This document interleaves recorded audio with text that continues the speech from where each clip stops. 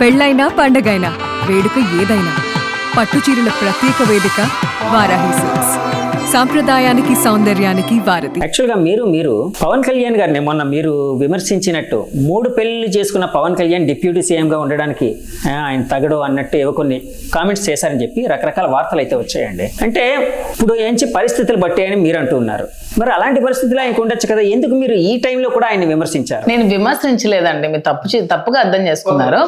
యాక్చువల్గా మా అధినాయకుడి మీద కొన్ని కామెంట్స్ చేస్తారు కొంతమంది. ఏంటంటే శ్రీనివాస్ గారు ఇప్పుడు 2వ మ్యారేజ్ చేసుకున్నా కూడా ఎందుకు అధిష్టానం డిసిప్లినరీ యాక్షన్ తీసుకోవట్లేదు, శ్రీనివాస్ గారి మీద డిసిప్లినరీ యాక్షన్ తీసుకోవాలి కదా, రాజకీయాల్లో ఉన్న వాళ్ళు ఇలా 2వ పెళ్లి చేసుకోవడం ఏంటి అని అడిగిన క్వశ్చన్కి మా మీద డిసిప్లినరీ యాక్షన్ తీసుకునే ముందు డిప్యూటీ సీఎం మీద డిసిప్లినరీ యాక్షన్ తీసుకోమనండి ఎవరైతే కామెంట్స్ చేస్తారో జనసేన వాళ్ళు. అలా అన్నమాట. మీరు 3 పెళ్లిళ్ళు చేసుకున్న మహానుభావుడు డిప్యూటీ సీఎం గా ఉంటే తప్పులేదు.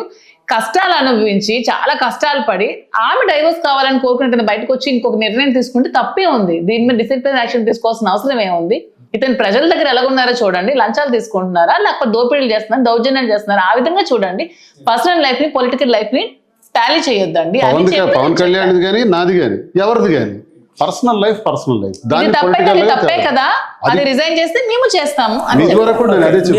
సో క్లారిటీ అయితే ఇచ్చారు దాని మీద. యాక్చువల్గా సార్ మీరు ఎప్పుడైనా పవన్ కళ్యాణ్ గారు ఆ మధ్య, అంటే ఇప్పుడు కాదు, ఆ మధ్య అంతా మీరు విమర్శించారు పవన్ కళ్యాణ్ గారు 3 పెళ్లిళ్ళు చేసుకున్నారు అని చెప్పి. దాని మీద ఇప్పుడు ఈ సందర్భంలో ఎప్పుడైనా రిగ్రెట్ ఫీల్ అయ్యారా? అంటే పశ్చాత్తాపం ఎప్పుడైనా ఫీల్ అయ్యారు? సార్ పవన్ కళ్యాణ్ చేసినా దువ్వాడ శ్రీనివాస్ చేసినా తప్పే సార్. నాది తప్పనే నేను చెప్తున్నాను, నేను ఒప్పని చెప్పట్లా. నా దగ్గరికి ఇదే పరిస్థితులు ఎవరైనా వస్తే తప్పనే చెప్తాను, ఇలా చేయొద్దని నేను చెప్తాను. తప్పు అయినా తప్పని పరిస్థితిలో నాకు ఇలా జరిగింది. పవన్ కళ్యాణ్ కూడా అదే తప్పని పరిస్థితి ఉండొచ్చేమో అని నేను అనుకుంటున్నాను. ఇప్పుడు అంటే అనుభవం వచ్చిన తర్వాత ఆ మెచ్యూరిటీ వచ్చింది అంటారు. పరిస్థితులు అర్థం అవుతాయి కొన్ని సందర్భాల్లో ఆయనకి ఏ పరిస్థితి వచ్చిందో, కాబట్టి ఈ నిర్ణయం తీసుకున్నాడేమో అని నాకు అనిపిస్తుంటుంది. ఇప్పుడు అది నేను ఫ్రాంక్గా ఒప్పుకుంటాను. అందరిలాగా అదే జనసేన కార్యకర్తలు ఆలోచించాలా. చిరంజీవి గారి గురించి మీకన్నా నాకు ముందు తెలుసు. 2008లో నేను పాదయాత్ర చేసినప్పుడు నియోజకవర్గంలో వారి పిలుపు మేరకు నేను వెళ్ళాను. నాకు ఆయన టికెట్ ఇచ్చారు. మళ్ళీ టికెట్ ఇచ్చిన తర్వాత నా మీద పోటీ చేసిన వ్యక్తి గెలిచి 3వ రోజే చనిపోయాడు. చనిపోయినప్పుడు బై ఎలక్షన్ వచ్చింది. బై ఎలక్షన్లో సాక్షాత్ చిరంజీవి గారు వచ్చి నాకు దగ్గర ఉండి నామినేషన్ వేయించారు. నా కోసం వచ్చారు ఆయన. చిరంజీవి గారు is a nice gentleman. Pawan Kalyan గారు అప్పుడు యువరాజ్యం అధ్యక్షుడిగా ఉండేవారు. యువరాజ్యం అధ్యక్షుడిగా మేమందరం కూడా చిరంజీవి గారు కాంగ్రెస్ లో కలిపేస్తుంటే పార్టీ ఎందుకు అలా కలుపుతున్నారు, వద్దన్నయ్య, ఇది మీరు సృష్టించినటువంటిది అని నేను చెప్పడం జరిగింది. అది నచ్చలా. మరి ఆయనకి వ్యక్తిగతంగా నేనేం అనలేను. ఆయనకి రాజకీయాలు ఇవన్నీ కూడా షూట్ అవ్వేమో. మంచి వ్యక్తి, నిజాయితీపరుడు, మంచి వ్యక్తి. ఆయన్ని మనమే మాట్లాడటానికి లేదు. పవన్ కళ్యాణ్ గారి దగ్గరికి మేము ఒకసారి వెళ్ళాం. ఏంటి సార్ ఇది, పార్టీ కాంగ్రెస్ లో కల్పిస్తున్నారంట, మరి మా పరిస్థితి ఏంటి, క్యాడర్ ఏంటి, ప్రజలేంటి, ఓడిపోయిన వాళ్ళు ఏంటి, గెలిచిన వాళ్ళు ఏంటి, ఇలా కల్పిస్తే ఏంటి పరిస్థితి అని అడిగితే నాకేం చెప్పండి నేనే చూడండి, నాకు సంబంధం లేదు తెలిసి.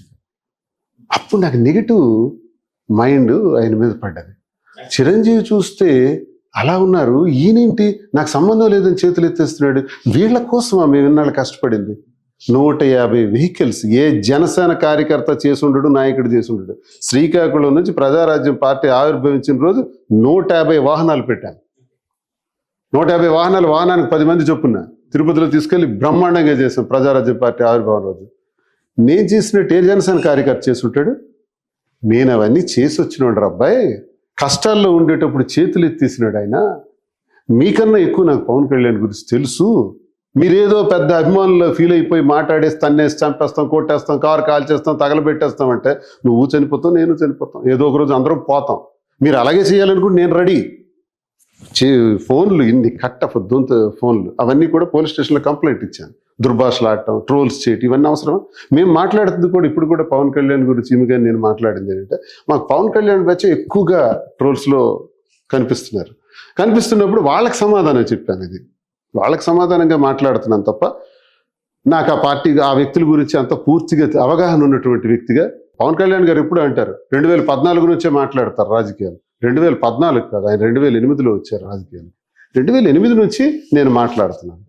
మీరు ఆయన 14 నుంచి మాట్లాడతారు జనసేన కార్యకర్తలు. 14కి 8కి చాలా తేడా ఉంది. 8 నుంచి 14 వరకు ఏం జరిగిందో నేను చెబుతాను. కాబట్టి అవన్నీ వద్దు. జరిగింది పర్సనల్ విషయాలు వద్దు, ఇంకా అలాంటివి మాట్లాడొద్దు. దయచేసి పవన్ కళ్యాణ్ అభిమానులకి, జనసేన అభిమానులకి కూడా అందరికీ నేను అదే తెలియజేస్తున్నాను. మీరు నా జోలికి రాకండి, వ్యక్తిగతమైన నా విషయాల్లోకి రాకండి, సిద్ధాంతపరంగా ఎదుర్కోండి. పవన్ కళ్యాణ్ గారు ఉప ముఖ్యమంత్రి, నేను తప్పులు చేసుంటే, అధికార దుర్వినియోగం చేస్తుంటే, అవినీతి తీసుంటే, లంచాలు చేస్తుంటే, భూ కబ్జాలు చేస్తుంటే మొత్తం ఎండగట్టండి. ఇప్పుడు నా క్వారీ ఆపేశారు. క్వారీ ఆపేయడం వల్ల 30 కోట్లు నాకు లాస్. ఓకే, భరిస్తున్నాను, చేయండి. అది మీరు క్వారీ ఆపడం తప్పని నేను అంటోలే. ఒక్కరోజని చెప్పానా మీడియాలో నా క్వారీ ఈ ప్రభుత్వం, కూటమి ప్రభుత్వం ఆపేసింది మైనింగ్ ఆపరేషన్స్ అని చెప్పానా? లేదే. ఎందుకు చెప్పలేదో తెలుసా? సిద్ధాంతపరంగా ఎంత పెద్ద విషయాన్ని నేను ఎదుర్కొంటాను కాబట్టే చెప్పలేదు. కూటమి నాయకులందరికీ నేను తెలియజేస్తున్నా, నాకు పర్మిట్లు ఇవ్వట్లా. మైనింగ్ ఆపరేషన్స్ ఆపితే అక్కడ మెషినరీ ఏంటి, మెన్ ఏంటి, నా లాసులు ఏంటి, ఇవన్నీ ఎక్కడికి పోవాలి అనిపిస్తున్నా. అనుభవం స్టార్ట్ అయిపోయింది. 4వ తారీఖు ఫలితాలు వస్తే 4వ తారీఖు సాయంత్రం 5 గంటల నుంచి ఆరంభం అయిపోయింది మా మీద టార్గెట్స్. ఓకే, భరిస్తాం ఇవన్నీ. అది చెయ్యండి అంటున్నాను. అలాంటివి ఏమైనా ఉంటే చేసుకోండి అంటున్నాను. వ్యక్తిగత విషయాన్ని తీసుకొచ్చి తిరుపతి వెళ్ళారు. తిరుపతిలో ఏం జరిగిందంటే, తిరుపతి ఇన్ని రోజుల తర్వాత బ్రహ్మోత్సవాలు వచ్చాయి. బ్రహ్మోత్సవాల్లో ఎప్పుడు వెళ్తుంటాం? తిరుపతి నేను ప్రతి నెల వెళ్తాను. ఈమె కూడా బ్రహ్మోత్సవాల్లో కోలాటం గతంలో చేయడం ఇవన్నీ జరిగినాయి. ఆ భక్తిభావంతో వెళ్ళాం. తిరుపతి వెంకటేశ్వర స్వామి అంటే మాకు ఇంటి ఇలవెల్పు, మా ఇంటి దైవం. ఆ బెడ్రూమ్లోకి వెళ్ళి మీరు చూస్తే పైన వెంకటేశ్వర స్వామి విగ్రహం ఉంటుంది. దేనికి ఉంటుంది అంటే మా ఇంటి ఇలవెల్పు. మా 4 అన్నదమ్ములు శ్రీనివాస్, శ్రీకాంత్, శ్రీధర్, శ్రీహరి, ఇవన్నీ శ్రీ వెంకటేశ్వర స్వామి యొక్క నామాలని పేరుగా పెట్టుకున్నటువంటి మా జీవితాలు. మాకు భక్తిభావం తిరుపతి వెళ్ళిన దగ్గర నుంచి వచ్చేవారు. ఆ భక్తిభావంతో వెళ్ళిన నేను రీల్స్ తీశారని, ప్రీ వెడ్డింగ్ మ్యారేజ్, ఒక్క నిమిషం, ప్రీ వెడ్డింగ్ షూట్ చేశామని ఆరోపణలు చేస్తున్నారు. ఇది చేయలేదు, ఇవి మేము చేయలేదు. ఉదయం దర్శనానికి వెళ్ళాం, రిటర్న్ వచ్చినప్పుడు మీడియా వాళ్ళందరూ కలిసారు, నమస్కారం పెట్టుకొని వెళ్ళిపోయాం. సాయంత్రం స్వామివారి తాలూకా 4 మాడవీధుల్లో ఇంకా స్వామివారు వస్తారనేటప్పటికి 4:30కి వెళ్ళి 4 మాడవీధులు ప్రదక్షిణ చేసుకుందాం అని వెళ్తున్నాం. వెళ్ళేటప్పుడు వేలాది మంది భక్తులు ఎవరికి వాళ్ళు ఫోటోలు తీసుకుంటున్నారు. మాకు కాదు, ఆలయాన్ని పాయింట్అవుట్ చేసుకుంటూ వాళ్ళు తీసుకుంటున్నారు. అది తీసుకునే దానిలో మా ఆయనకు కూడా చాలా మంది విష్ చేసేవాళ్ళు ఇలా ఉంటున్నారు. సరదాగా వెళ్తున్నాం 4. ఈలోగా కొంతమంది మీడియా వచ్చి మా ఆయనకు ఫోటోలు తీశారు. ఆ ఫోటోలు తీసే దానిలో ఒక చెరుకు గడ ఇలాగుండే దగ్గర నిలబడటం, అలాంటివి తప్ప. నేను ఆ రోజు బ్లూ షర్టు, రెడ్ సారీ. మేము నిజంగా ఫోటో షూట్ చేస్తుంటే, ప్రీ వెడ్డింగ్ షూట్ చేస్తుంటే ఒక్క ఫోటో చూపించమనండి. మేమిద్దరం కలిసి తీసుకున్న స్టిల్స్, పోజులు ఇచ్చిన ఫోటో ఒక్కటి చూపించమనండి. లేదు. రీల్స్ చేస్తుంటే ఒక్క రీల్ చూపించమనండి. ఏవీ లేవే.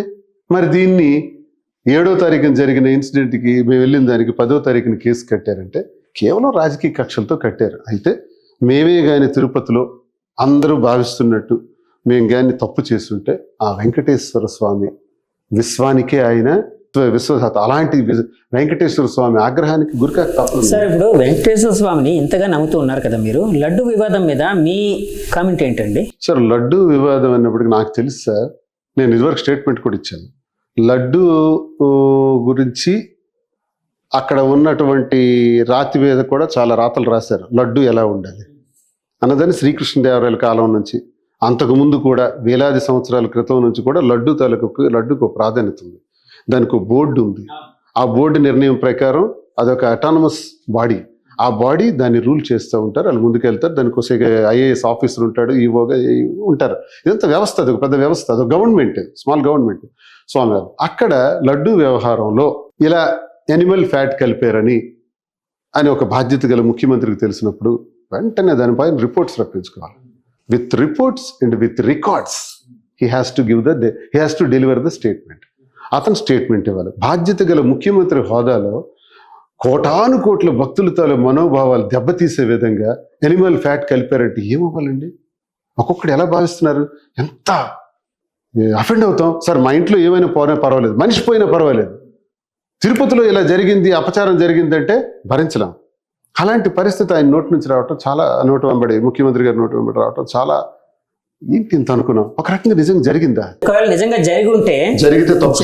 జరుగుంటే ఎవరైతే చేశారో వాళ్ళకి కఠినమైన శిక్షలు పడాలి. కఠినమైన శిక్ష కాదు సార్, రక్తం కక్కుని చేస్తాం. నిజంగా జరిగితే ఒక హిందువుగా, స్వామి భక్తుడిగా నేను చెప్తున్నాను, ఇది మహాపాపం. కానీ అప్పటి చైర్మన్ సుబ్బారెడ్డి గారు దానికి తీవ్రంగా ప్రతిస్పందించారు. తర్వాత వచ్చిన కరుణానిధి గారు నా కుటుంబంతో సహా సర్వనాశనం అయిపోతానన్నారు. సుబ్బారెడ్డి గారు ఆవును చూసుకుని బయటికి వెళ్ళే మనిషి, 45 సార్లు స్వామి అయ్యప్ప స్వామి మాలేసినటువంటి భక్తుడు. అలాంటి వాళ్ళు అంత క్లియర్గా చెప్పినప్పుడు, ముఖ్యమంత్రి గారు ఆరోపణ చేసినప్పుడు రుజువులతో రావాలి. అందుకే సుప్రీంకోర్టు చెప్పింది, డోంట్ ప్లే పొలిటికల్ డ్రామాస్ ఆడొద్దు, దేవుణ్ణి రాజకీయాల్లోకి తీసుకురావద్దు అని ఒక కండిషన్ ఇచ్చి, ఇప్పుడు మనం లడ్డు గురించి మాట్లాడడానికి లేదు. లడ్డు మీద టీం నిర్ణయిస్తారు, ఏం జరుగుతుందో తెలుస్తుంది. సిట్ వేశారు, సిబిఐ వాళ్ళు ఇద్దరు వేశారు, వాళ్ళు బాగా నడుస్తుంది. సుప్రీంకోర్టు నిర్ణయం అద్భుతంతో మనకు వాస్తవాలు ఏవో తెలుస్తాయి. అంతవరకు మనం లడ్డు మాట్లాడకూడదు. వివాదంలో తప్పు ఎవరైతే చేశారో వాళ్ళకి వెంకటేశ్వర స్వామి కఠినమైన శిక్ష వేస్తారని మీరు నమ్ముతున్నారు ఒక భక్తుడిగా, అంతే కదండి. అంతే.